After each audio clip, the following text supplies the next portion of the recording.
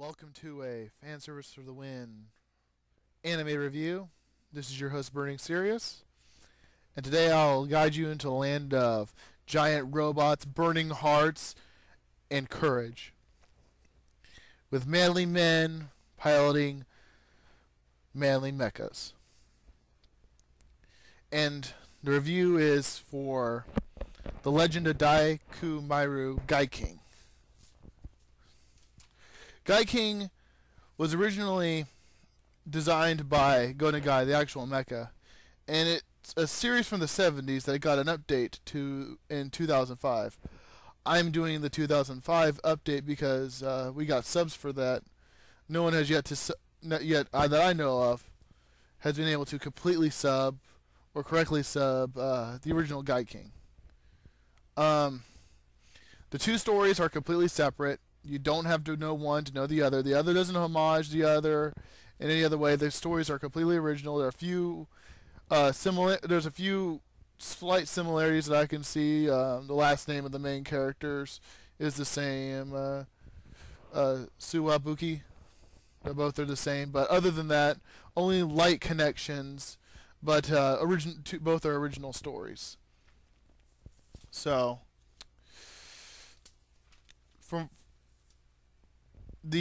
in the 2005 Gaiking, what we see here is that we see the main character. His name is Daya, and he is picked on all of his life because he believes that there are giant monsters and robots, and he had an experience with his dad. His dad's missing. He's called Monster Kid. He's been training because this little girl says that he'll be needed one day, and he has utter faith in all of this, even though it sounds very preposterous, that these things could even be. And he has a best friend who sticks by him, and he's training every day. His best friend is a little otaku kid. And so they play video games and all that kind of stuff, but he really has no friends. And so, one day in the first episode, and this is not any major spoilers, I'll try to keep this as spoiler-free as possible, concealing some of the more key aspects to the show, the more epic reveals. All right, so he begins. They send out the mecha. Gaiking is very evocative of Go Nagai, since Go Nagai designed it. I mean, when I first saw it, I was like, did they strap a Mazinger Z to a dragon head? I mean, that's how I feel like, But he manages to get through it, joins the crew, says goodbye to his mother, and he heads off to an alternate dimension. Now it's kind of hazy, like how the cosmology works with this. It's a world inside of the Earth, but at the same time, it's another dimension. So it's like a pocket dimension inside of the Earth that's actually another world called Darius. And in Darius, it's ruled by the Emperor Darius. This one is Emperor Darius the 17th. And his plan is to conquer the surface world so that his people have a chance to survive, because he wants his people have a chance to survive any, the calamity and whatnot, and he's very expansionist in his thinking, very imperialistic. So they're fighting and whatnot, and the leader of the rebellion is Captain Garrus, a masked man, a man of mystery, who's been fighting. And then there's many other characters too. You have Dr. Wan. He's a mysterious voice for the most part in the series, who resides in a secret room and comes in with all the plan, if things go off the wall, he'll come up with the plan that'll have almost no probability of working, but then it works. You have Lulu, who is the girl who really helped out, who gave Daya his mission. She gives him the little communicator, lets him know that I'm a part of the crew deal. And the thing is that she's like the helmsman. She detects, if there's bad guys around, and there's 4 different types of bad guys, and they have like a life signature deal where they can detect the bad guys and whatnot. And she just monitors that all the time. Um,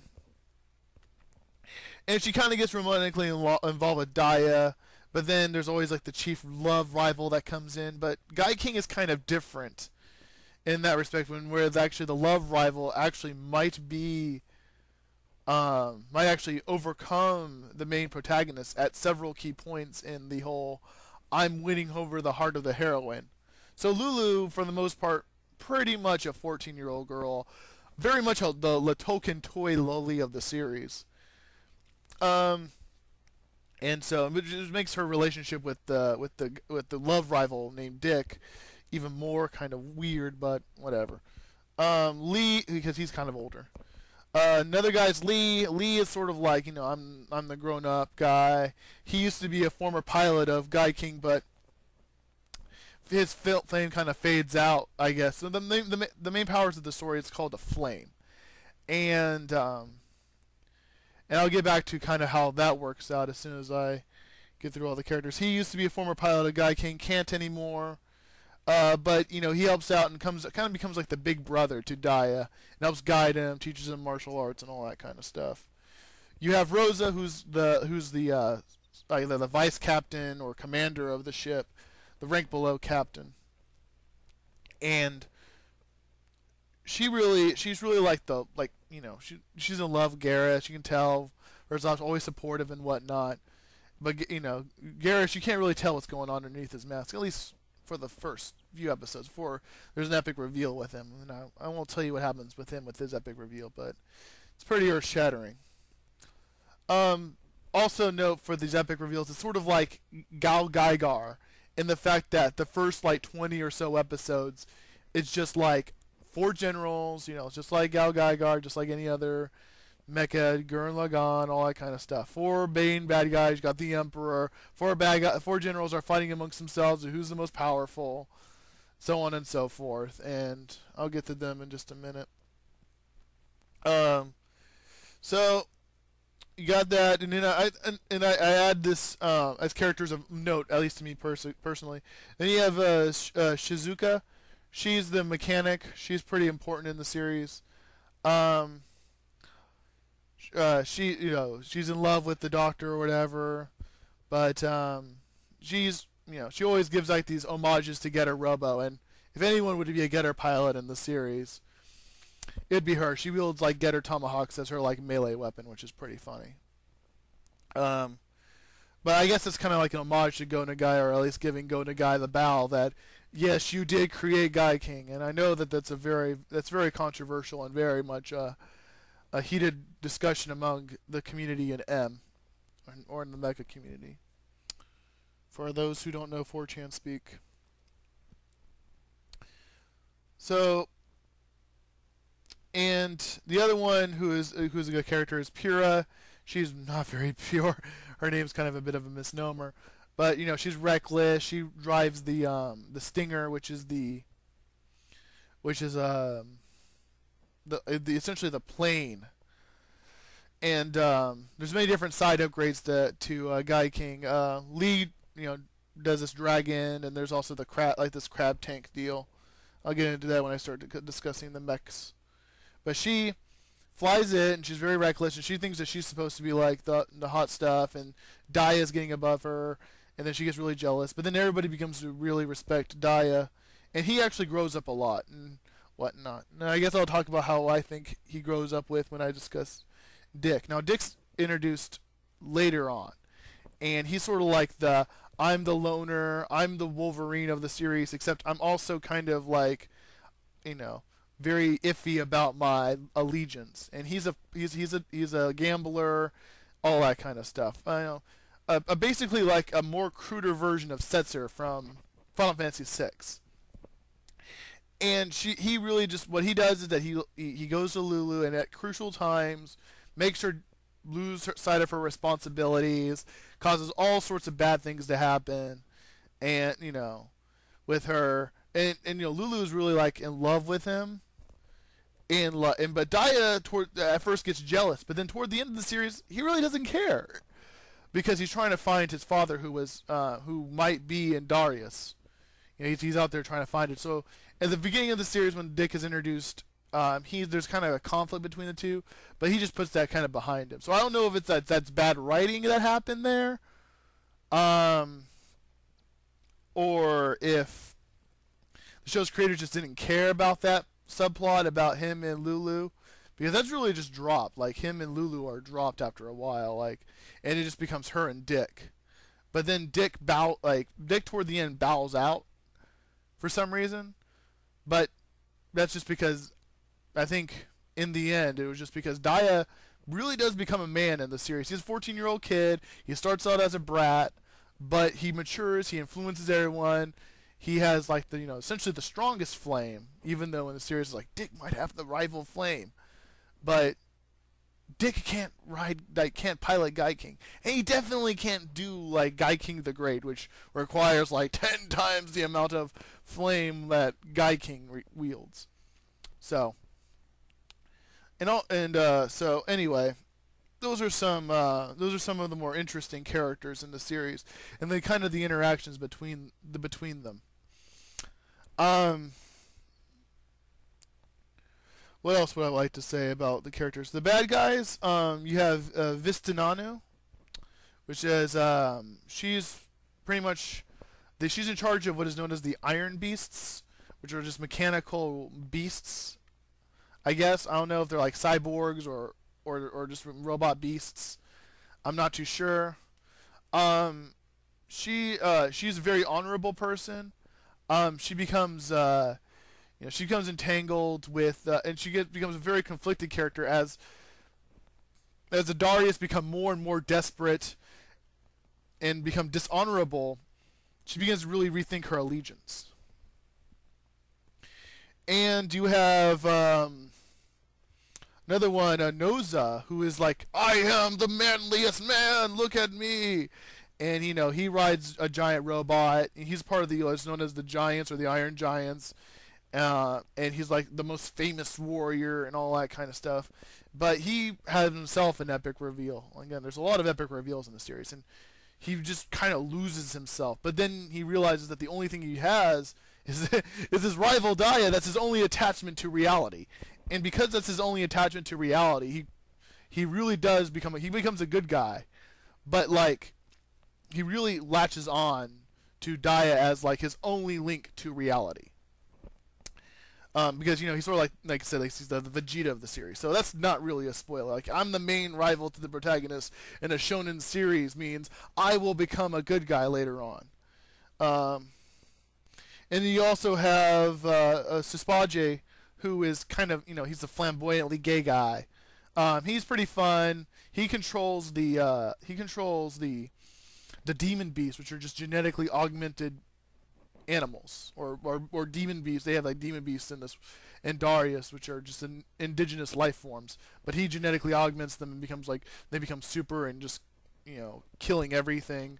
So there's some interesting stuff with him when they try to save animals from being turned into demon beasts and whatnot, and whether or not they should have killed the demon beasts before they became bloodthirsty killers. So with him, he's pretty interesting. He has a little interesting subplot of his own where he wants to be the best. He worked up from the bottom, and now he wants to be the top, and he wants to be the top. And so he's the only one there that's like not of noble blood or whatever. So it's an interesting character. Has an interesting end to his character as well, because Proist is the robot, like mechanical dude. He's sitting back, manipulating things behind the scenes, not there at crucial moments when he should have been. Gaining, he has his own agenda goes through. Anyway, there's epic plot reveal, and I think this is the most famous of the plots of Gaiking. So I mean, it's very shocking what happens to Proist, but essentially, try and make this as spoiler-free as possible, but also trying to get you a roundabout idea of the character of Proist is that Proist is actually the daughter of the Emperor Darius, who then she then takes command of the generals, and she's she has like the whole like idea of plots within plots, and she says Kekakudori, just as planned, all that kind of stuff. So I mean, that's her kind of personality. She has like two halves to her. She's like, one's like the sweet little bubblegum girl, and then the other one's like a super bitch, and then she has like a love interest with Vishnaru, who is a woman, so there's like that love tension going on there. But Vishnaru doesn't want anything to do with prowess at all, because she herself has her own love interest. It isn't Noza, it's someone else. It's someone on the Daiku Maryu, who is a love interest of hers. So she gets burned, everything around her collapses. She gets even more insane, all that kind of stuff. All of her, so it's pretty. She's pretty crazy, and a lot of the most epic moments of the series are either caused because of her or in reaction to her. So I think I've gone through most of the. Of course, Emperor Darius. He's the big bad, but I don't go too much into him. He's pretty much one-dimensional until the very end of the series. Then he has the whole like I am justified in my thinking kind of deal, and anyway. So what else would I like to discuss with you guys? I would also like to discuss just general mech designs, then the fight choreography. Well, the fight choreographer, the guy who did Gurren Lagann's fighting, did Gaiking's fighting. You can really tell it too. A lot of DBZ style action, which might turn off some people. I liked it. I liked it whenever you can just go, when the pilots were just like dun, just waylaying on each other, and you had like the whole like we're moving super fast and explosions were everywhere. I thought the fight choreography was nice, but it might not be everybody's cup of tea when it comes to mecha. Some people like it when mecha fights go, the robots are like slow and sluggish, and there's not a lot of fast movement going on. But like I said, I for one liked the fast movement. I thought it was a refreshing change of pace. And a lot of the best fight moments do come with Noza, and I thought that was pretty cool. And that really comes into play. A lot of the DBZ style fight playing only comes into play also when Gaiking does his it becomes like his super mode where he goes face off, and then the face comes off, and he gets like he goes from having like an Optimus Prime faceplate to like a Mazinger style grill, and in his chest will also come off as well, and he'll just be like die, and then the pilot could die because his flame, which is the power, like the spiral energy of the series. I told you I'd tell you. I told you I'd explain it. It's very simple. It's courage. That's how all these super robots work, after all, right? Power off of courage. Anyway, so the guy has flame, and so the flame is drained from him more when he's in the super mode. So anyway, I thought that was pretty interesting. So, and Noza also gets this ability. Noza and the people of Darius have a dark flame, as people on the surface or humans have a red flame. So there's always that duality there. But the dark flame isn't evil. It's just that's the flame of the Darians. So to me, that I thought that was pretty interesting. Also, the interaction between the dark flame and the red flame becomes more evident with Lulu. She has the ability somehow to sense flames and to sense the potential of people. So that's why she gave Daya his medallion. So I really liked Gaiking's design. Like I said, very Mazinger-ish. I liked the other mechs too in the series, most notably the Right King and the Volt King. The Volt King is, the slow, sluggish mech that just has like artillery pieces all over it. It's like da da da da da da da. And then the Right King is like the super slick, I am like super fast dude. And so those are eventually discovered along with the two other prototypes for the Daiku Maryu, which are somehow stronger than at least at first than the Daiku Maryu for some reason, until they realize, well, here's what we need to do. Like, we need to fight these things on their own terms. Like, take, because one of them is land specialized, so they dump it into water, and the other one is air specialized, and they have to take care of each of the different tanks, as it were, the dragons, the mechanical dragons, on the area where they're the most vulnerable, whereas the Daiku Maryu is the most like well-rounded, and the Gaiking is the most well-rounded too, but he has to fight against the King, who is super fast, and also he needs to fight against the King, who is super slow but packs a wallop.